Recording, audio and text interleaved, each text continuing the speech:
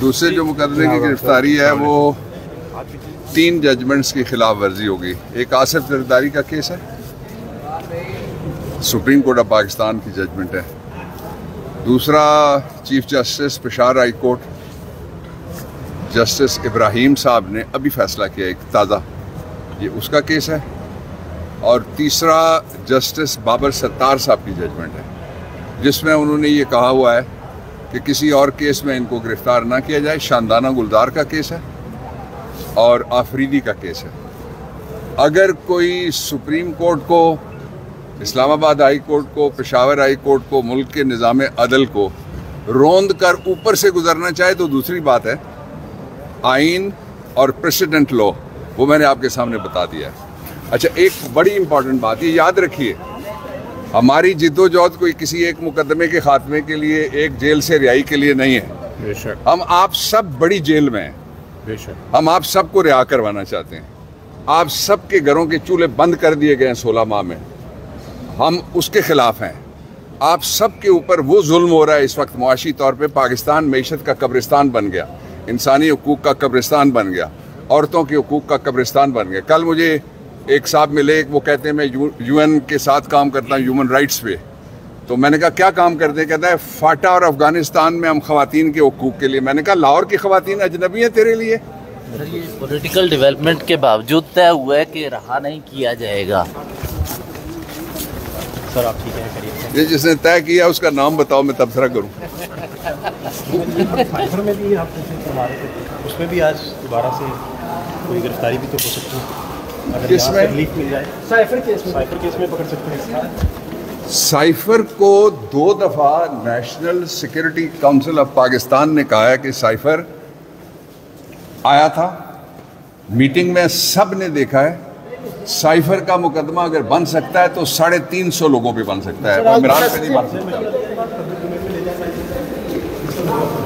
24 करोड़ आवाम की दिलों की धड़कनें तो तेज़ हो रही हैं, तो वकला की दिलों की धड़कनें भी साथ साथ तेज़ हो रही हैं। देखो, हमारी भी धड़कनें तेज़ हो रही है, लेकिन उम्मीद है इंशाल्लाह ताला कि आज वो बड़ा दिन है और इंशाल्लाह ताला एक बहुत बड़ा फैसला आने वाला। हमें उम्मीद है इंशाल्लाह ताला कि जिस कदर इस जजमेंट में इलीगैलिटी कमिट हुई है, और on the face of it अगर आप इवन लॉ स्टूडेंट से पूछे कि क्या ये जजमेंट सस्टेनेबल है, ये सस्टेनेबल नहीं है। बाकी तो एक तरीक़ाकार है, आप जब भी कोर्ट में आ जाते हैं, कोर्ट पार्टीज़ को सुनती है, सबको सुन करके, डॉक्यूमेंट्स को देख के, फिरूज़ करके, उस प्रोसेस से गुजर करके ऑर्डर करती है। हमें कभी ये उम्मीद है इंशाल्लाह ताला 100% आज खान साहब को रिलीफ मिलना है। सर, आपको याद होगा, आपको दिलावर की जब कोर्ट में फैसला, एक दिन पहले आप खुश हुए थे, आपको याद होगा, लेकिन अगले दिन जो है वो खुशी जो है वो थोड़ा सा फिर मायूसी में बदल गई। कहीं ऐसा तो नहीं आज ये ऐसा कुछ हो? नहीं इंशाल्लाह ताला आज तो 2 रास्ते नहीं हो सकते। वो देखो ना, हमारे साथ यही बुरा होता रहा है कि हमें जब अनाउंस हो जाता था ऑर्डर तो ये होता था एप्लीकेशन इज़ अलाउड, फिर हम पढ़ते थे तो वो रिमांड हुआ और ऑर्डर होता था। पहले ऑर्डर में ये था 7 दिन में फैसला करे, दूसरे ऑर्डर में है कि जी कल ही फैसला कर ले,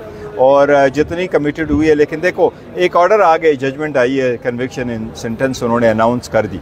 now we are concentrating on this judgement कि जितनी भी ड्यू प्रोसेस की वायलेशन हुई है वो हम अदालत के सामने लेके आएंगे। और ये सिर्फ इस बात का नहीं है कि ये इमरान खान साहब के केस है। देखिए, कोई भी सिटीज़न हो, ये हमारी शहरियों का एक सिविक लाइबिलिटी ड्यूटी है कि हम उसके साथ खड़े हों कि नहीं जी, अगर आपने किसी को सज़ा भी देनी है तो आईन और कानून के मुताबिक देनी है। अगर आप ऐसा ही करना शुरू कर दें तो जहाँ भी आप पे किसी पे इल्ज़ाम हो ये टेररिस्ट है, फिर एक्स्ट्रा जुडिशल किलिंग करें, क्योंकि आप तो गवाह ही है ना कि ये टेररिस्ट है। ऐसा नहीं है, कानून के तरीक़ेकार के मुताबिक ही सज़ा देनी है और कानून के तरीके मुताबिक जो है ना एक्विट करना है, ये लाज़िम है। कानून के मुताबिक तो आपने कहा था कि अगस्त में हम इंशाल्लाह उनको रिहा करा लेंगे, ये आपकी स्टेटमेंट थी। हाँ, अभी आज जो डिसीजन आना है ये तो इब्तदाई, अगर आपकी कामयाबी होगी तो पहला मरला होगा। इसके बाद अभी आपको कानूनी जंग और लड़नी है 9 केसेस में ज़मानत खारिज वाला। तो ज़रा अप्रॉक्सीमेटली लोगों की अंडरस्टैंडिंग के लिए बता दें कि वो सारा प्रोसेस कंप्लीट करने में मज़ीद कितने दिन लग सकते हैं? यानी आज तो रिहाई थोड़ा मुश्किल होगी, मज़ीद कितने दिन और लगेंगे? देखो, अगर बहुत ही ज़्यादा ये उसको खींच के लेके जाते, जितनी भी एप्लीकेशन है वो बेल वाली है, बेल वाली एप्लीकेशन है। पहले भी हमारी 4-4, 5-5 एप्लीकेशन एक दिन लग जाती। अगर खान साहब को उन्होंने वन आफ्टर अदर शो करना, अरेस्ट शो करना शुरू कर दिया तो उसके ख़िलाफ़ हम हाई कोर्ट में एप्लीकेशन फ़ाइल कर चुके हैं, सुप्रीम कोर्ट में भी हम कोशिश करते हैं आज ही कि हमारे जो सुप्रीम कोर्ट में केस है वो कल ही फिक्स हो और कल ही सुप्रीम कोर्ट हमें उसमें एटलीस्ट प्रोटेक्टिव बेल तो दे दे कि जब हमारे ख़िलाफ़ 150 केस थे जिसमें 350 मरतबा ज़्यादा हम कोर्टों में पेश हो गए, और अभी अगर अरेस्ट की वजह से मैं नहीं पेश हो सकता तो ये कानून के तकाज़ों को पूरा नहीं करता कि आप उसको जवाज़ बना करके सारे केसेस ख़त्म करें। लेकिन अगर ये चलाते भी है तो मैं नहीं समझता कि इसमें हफ्ता लगेगा इंशाअल्लाह ताला।